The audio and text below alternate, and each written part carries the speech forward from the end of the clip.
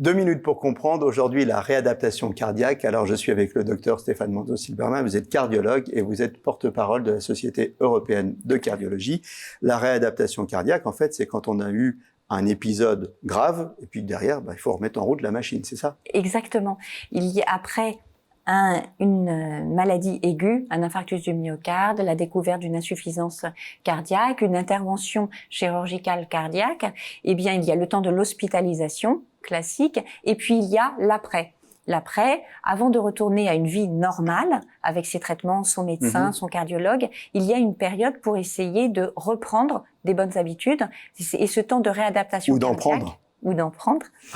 Et cette réadaptation va avoir plusieurs intérêts. Et elle est primordiale pour assurer un bon pronostic.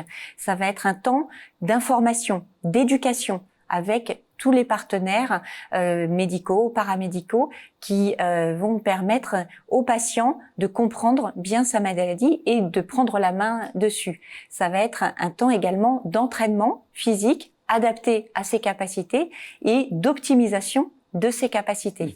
Donc en clair, il ne faut pas se dire, allez, je sors de réa, je suis tiré d'affaire, la vie recommence comme avant. Non, il y a ce temps de réapprentissage ou d'apprentissage des bonnes habitudes et puis aussi de remettre en route la machine. Donc c'est quoi? C'est de l'entraînement sportif un peu?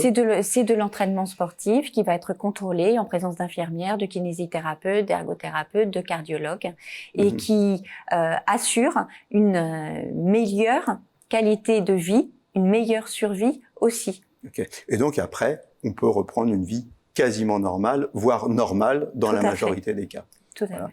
Donc, bien évidemment, ne pas sauter cette étape de réadaptation, elle est capitale pour la suite. À très bientôt. Nos émissions vous plaisent, alors aidez-nous à faire grandir la chaîne.